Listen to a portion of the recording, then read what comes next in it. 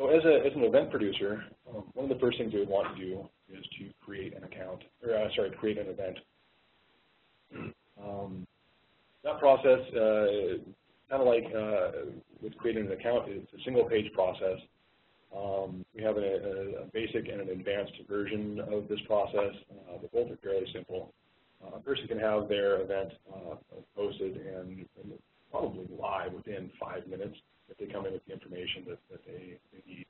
And really that information is just event name, description, the location of the event, dates and prices, and then just their other contact info if they want to list, website, email address, Twitter, Facebook, MySpace, video, any of that information they want to put on there as well.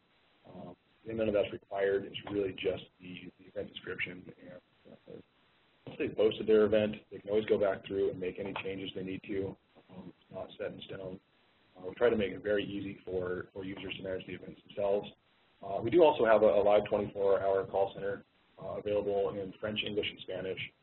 There's no fees at all for event producers to call us up to have us help them post events, help them manage events, make changes, ask questions. And the same with ticket buyers. Ticket buyers can call us anytime too, and they do all the time with questions about the events, not just for ticket purchasing, but for any information that they might need. We go so far as to look up Google Maps for people to give them directions or give them bus route information for how to get to an event. If they aren't able to find it, help them with that. We do that all day, every day. The event managing process, like I said, it's fairly simple. They can edit their events at any point. It's just a single page to make corrections, to make changes to their events. They can change dates and times if those are changed. If they do make those types of changes, they can also contact the ticket buyers fairly easily to let them know of those changes. Through the extras page here, that hopefully is coming up on your screen, you can see we have questions that have come through from ticket buyers. The event producers can answer those questions. They can make them public or private. They can change their answers if the answers change over time. We can also help with that. We monitor that as well, make sure that the answers are getting out there to ticket buyers, that they have the information they need. Getting back down to the contacting the ticket buyers, we have the option on here that an event producer can send out an email to their ticket buyers. They can send that out either to all of their ticket buyers, whether or not that ticket buyer is opted in to be contacted by the producer. We verify that it's an important message that needs to go out. If it is, that goes out to all ticket buyers. We also have the option of contacting just those ticket buyers who have opted in to receive information. We do try to go the extra mile to protect the privacy and protect the ticket buyers. If they aren't interested in having their contact info passed on to the event producer, we let them opt out of that, providing only basic information. If they don't want to have their information listed on the website, they don't have to. If they do want to do that, they can do that as well. If they have an account, they can have their purchase history listed. I know in some groups it is kind of a big thing showing which events you've been to. But again, it's purely optional for the ticket buyer. Don't try to force them to give information that they want to give.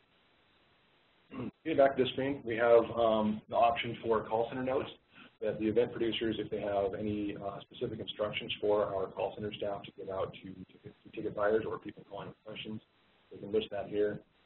That shows up for our call center staff. We have a ticket reselling option. That gives ticket buyers the option to resell tickets that they purchased directly through our website. We manage that entire process. If it's a physical ticket, we void the previous ticket. If it's a will call ticket or a mobile ticket, we essentially transfer that over to the new ticket purchaser. That all happens on the back end. There's no need for people to physically exchange tickets. We also give the event producer the option to determine how much of the profit the ticket reseller gets to keep. As a default here, it shows up to 80%, meaning that 20% of the profit from the ticket resale would go back to the event producer. So that gives them some incentive to allow ticket reselling and make it worthwhile for them. Getting into some other options that event producers have after they've posted their event, we have our event promotion tools.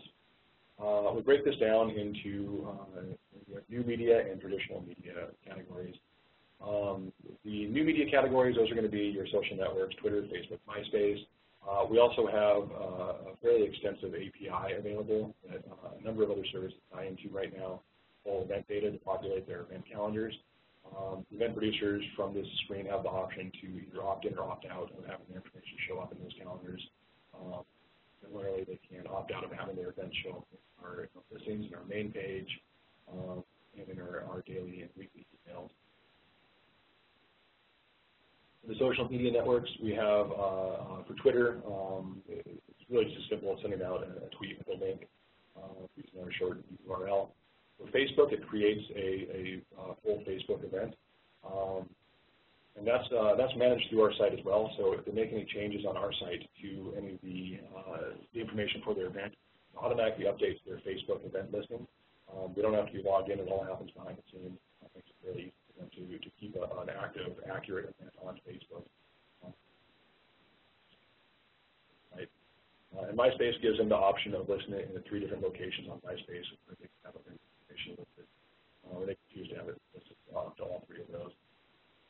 We also have traditional media support. We have a dedicated event promotion staff. If the event producer needs help with promoting their events, they're able to request that here. That goes to our staff. We can contact them and provide really whatever level of support they need. Whether it's as simple as help creating a press release, or if it's more if there's additional